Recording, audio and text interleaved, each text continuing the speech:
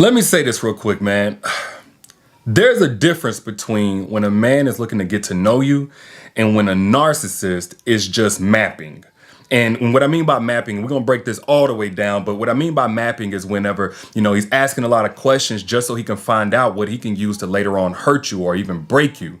And when I say narcissist, I know that's a hot topic. I'm not talking about every man that you have an issue with or, that hurts you or something like that. It may have just been an unfortunate situation or, less chemistry, I don't know. But a narcissist is somebody, at least in the context I'm speaking of, a person who is so consumed with themselves, they're willing to hurt you. They're willing to break you. They're willing to ruin you. They're willing to do anything and everything to preserve themselves. Look out for their own needs. Just self-preserve is coming from a hurt place, a self-consumed place. This is a disorder that I'm speaking to, even though I'm not saying this person has already been diagnosed. They don't have to be in order for you to recognize traits of a narcissist, because you got to deal with that completely different. But anyway, when a man is getting to know you and it's from a genuine place because he's intrigued, he's attracted to you, y'all are building a foundation of friendship or something like that, that man is not going to override your boundaries. He's not going to disrespect, what you've already expressed to him makes you uncomfortable.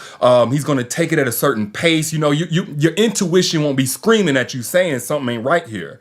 But if you're like the woman that hit me up in my DM and she's getting to know this guy and he's asking a ton of questions and it don't feel right because it feels like an interrogation, and specifically around things that are like pain points, and she's already expressed this don't feel right. It's like 1 weekend and he's already asking about her childhood abandonment wounds, and not like, okay, have you gone to therapy, but he's wanting to know the details. That's mapping. And if you never heard me talk about that, again, this is where a narc is basically trying to fill up their tool bag so they can later on break you. And what a narcissist will do is map, say say for instance, if they're trying to find out whether or not you have abandonment wounds.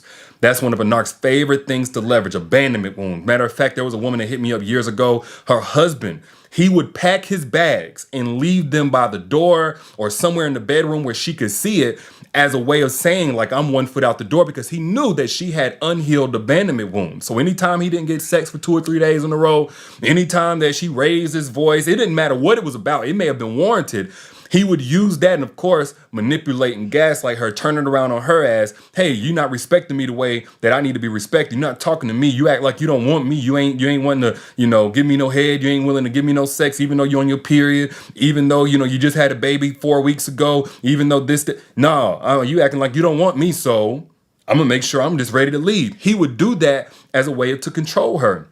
But he mapped that out whenever he was getting to know her in a relationship prior to that. Or a narc will map out your insecurities. Again, this is not just a guy just wanting to get to know you, but this is a guy who has probed and, especially early on, because a narc ain't going to be in a relationship too long if they don't feel like they can leverage something to have control over with you. But if you got insecurities around having 2 children by 2 different fathers, or around your weight, or something like that, a narc will start referencing that in the hot spots of your relationship whenever you ain't doing what he wants you to do. You acting like you just gonna have any man that you want. You act like you don't look the way that you look, or you want to have another baby daddy. You think men out here just choosing women that got multiple baby daddies? You think you could talk to me like this? Like you can go get another me? Who you think wants you? That's the type of thing a narc will say to you. Again, it's all control, but this is one of the reasons why they'll map, because they know what's supposed to hurt you, rather should I say. It ain't gotta hurt you if you take the power back from them, but they know what's supposed to hurt you. Outside of mapping, or no, not really outside. A narc will use children to control you. So I don't know if you guys have ever been in a situation where, a guy's asking about, how, like, do you want to be a mom, or, what do you want to do for your children one day? Now, again, this can be genuine, but if it's premature and it's early on and that kind of thing, and then you notice that after that conversation, the guy's like trying to get you pregnant, he's pushing for unprotected sex, he don't even want to put a ring on or nothing like that, but he want to hurry up and put a baby in your stomach. He sit there and try to like woo you with, oh, I want you to have my children.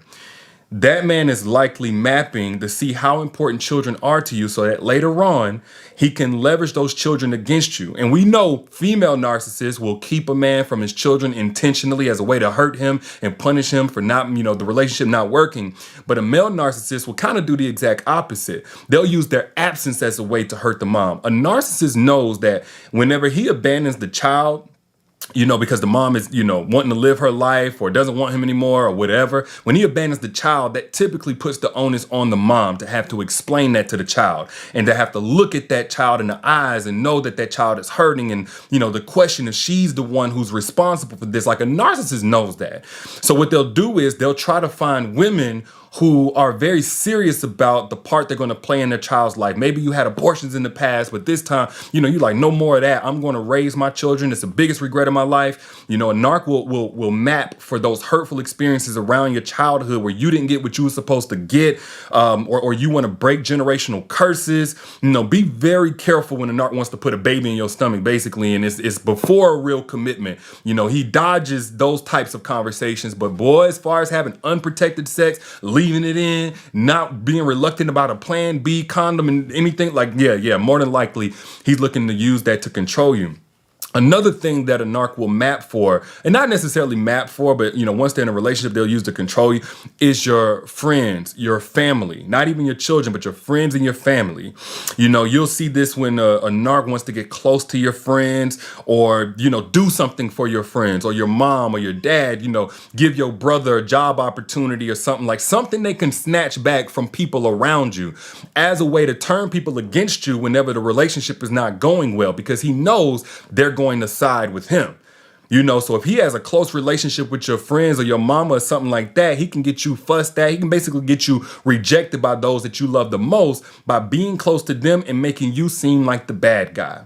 Or he can make sure that he consistently stays on your mind. They're going to talk about him. They're going to miss him if he has a close relationship with them. So he'll get your friends and family involved. He'll get close to them. He'll somehow develop some type of communication, and you'll notice it. I'll say this because a man can genuinely just want to be close to his friends or your mom and everything is all good.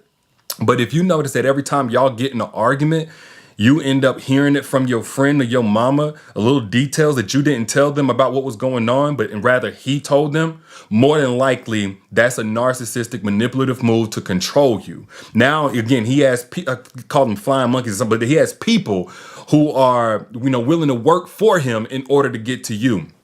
And man, this list by no means is exhaustive. I'm just going through a few ways a narc will try to control you. They'll use your job. If they know anything that you've ever done, that was wrong, that could get you fired, they'll use your job. They'll definitely use your reputation. If you've ever noticed, after a relationship with a narcissist, they'll go online, they'll go to people, they'll make themselves seem like the good guy or good girl, whatever we're talking about. They'll make them seem like an angel, and this victim, and they'll post memes and subliminals about fake people, everything passive to basically imply that you were the problem, to sabotage your reputation and how people are looking at the situation, to try to either draw you into defending yourself or make people not want to deal with you. Right? So that's one way that a narc, like if you one of them people like, oh, reputation is everything, you better believe it. A narc will use that, in a heartbeat. They'll hold it over your head. Something that you're ashamed about, some dark secret that you done told them, they will hold it over your head to control you. And one more thing, this list is so long, I'd be here all day, but finances. A narcissist will use money to control you, as if y'all don't already know that, right? But a narc will invest in your business from a place of, okay, now that I've invested, I got part ownership, or, I can snatch that money back at any given moment. You know what I'm saying? If she don't do what I want her to do, or I could put her out the house.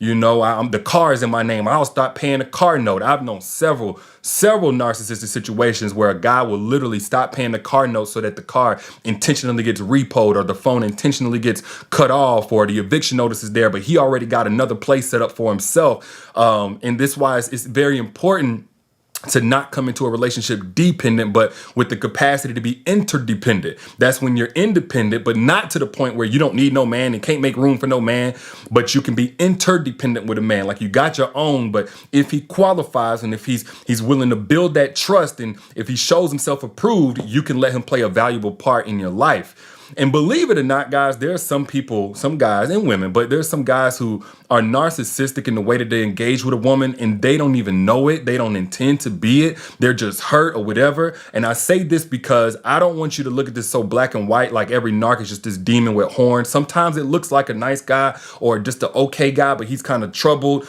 But what I do want you to understand is it's not your place to fix him. It's not your place to say, well, how do I get him to go to therapy? Or how do I get him to go to see the pastor? Or how do I get him to, be introspective?